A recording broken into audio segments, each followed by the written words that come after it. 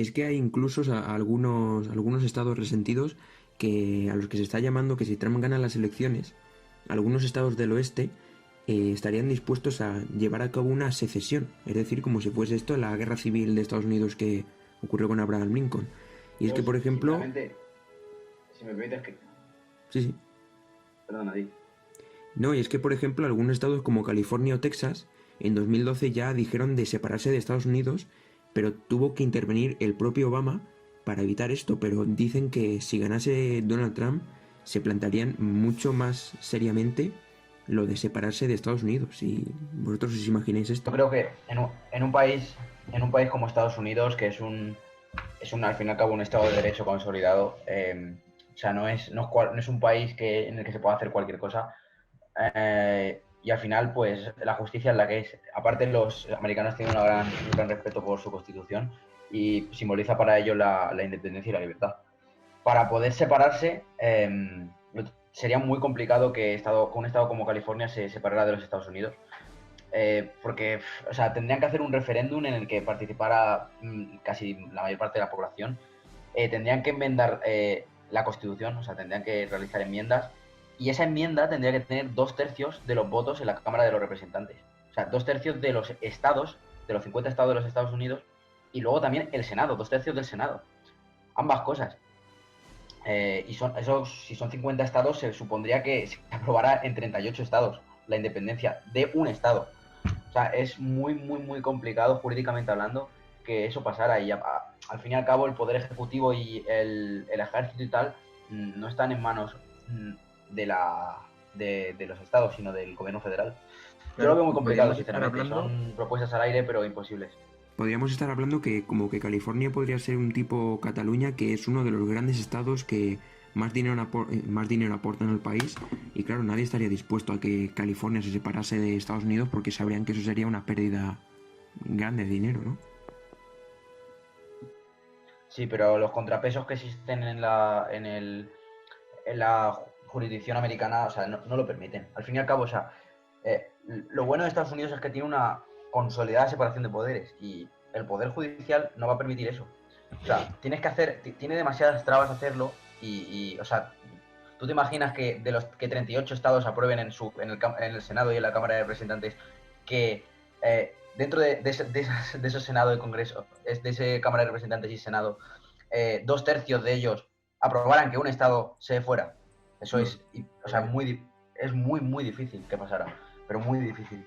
Por eso, o sea, sí que son propuestas al aire que pueden llegar a lanzar si gana Trump o si tal, o si se llegaron a lanzar cuando intervino Obama, pero no, vamos, es imposible. En un país como Estados Unidos, en otro país, es posible, puede ser, eh, se puede estudiar, pero en Estados Unidos es muy complicado.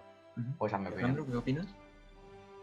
No, no, y no, estoy completamente de acuerdo con lo que dice Pedro. O sea, es que jurídicamente hablando es que casi imposible, como ha dicho él, 2/3 que se tiene que aprobar luego en los estados, luego en el Senado y luego todo esto. Entonces me parece bastante, bastante difícil un estado, o sea, se digregue de Estados Unidos. Además, yo creo sinceramente que es que, por ejemplo, California, Texas o alguna de estados se separa, es que principalmente va a ser como aquí en España, efectivamente. O sea, si Cataluña se separa, es que va a ser malo para España, ¿sabes? Y malo para Cataluña, Claro. ¿sabes? En todos los sentidos, ¿sabes? Entonces, me parece un poco ilógico que un Estado se quedase separar. O sea, tú puedes estar en contra, tú puedes estar del gobierno o esto o lo que sea, pero sinceramente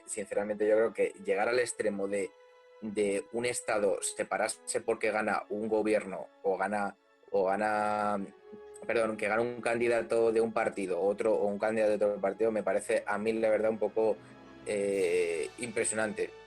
Pero bueno, como ha dicho él, o sea, que es prácticamente jurídicamente imposible. No hay nada imposible, ¿sabes? Pero que lo veo como él muy, Muy muy difícil complicado. que eso pueda ocurrir o llegue a ocurrir. Claro, y es que ya no estamos Todo hablando. esto perdona, y todo esto a pesar de que Estados Unidos es un país con una tradición federal consolidada, pero es que incluso con eso es complicado, es Exacto, muy exacto, complicado. exacto, exacto. Claro, y es que ya no estamos hablando de una guerra de secesión, perdón, como la que ocurrió en el mandato de Abraham Lincoln, que era norte y sur, llegan a una guerra por la esclavitud, básicamente. Unos estaban en contra, otros a favor, sino que es que ahora cada región, primero cada estado, y después dentro de cada estado, cada región, está dividida. Bueno, están divididas en todos los sitios del mundo por Trump y Biden, pero están divididas porque unos apoyan a Trump, que es todo lo contrario a las revueltas racistas, al movimiento antifascista, que después hablaremos de él, y luego están los pro-Biden, que apoyan todo lo contrario, es decir, que es como una guerra de guerrillas dentro del país, ¿no? Creo que al final eso se va a acabar resolviendo. Espero que no sigan azuzando esa división. Sobre todo es algo complicado que no creo que lleve a ningún buen puerto. Se puede instrumentalizar de manera peligrosa. Y pues eso, al final, no solo eso, no solo es en la sociedad. Tenemos también una gran división dentro del Partido Demócrata y del Partido Republicano, pero mucha división entre ellos. Y se está empezando no te digo que resquebrajar, pero a vislumbrar un poco la rotura de ese bipartidismo tradicional de los Estados Unidos. Eh, que sigue siendo, seguramente siga siendo bipartidista, pero se están abriendo nuevas opciones políticas que antes no se contemplaban en la sociedad americana. Un poco como España también, ¿no?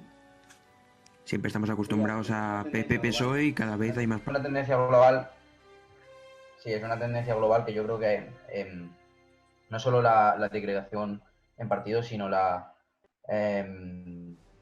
polarización ideológica, que evidentemente si pasa en Estados Unidos va a pasar al resto del mundo occidental y creo que tiene que ver, pues bueno, pues al final con los medios de comunicación o con, en general, el avance de cómo ha ido la historia de los últimos 20 años o 30 años hasta ahora.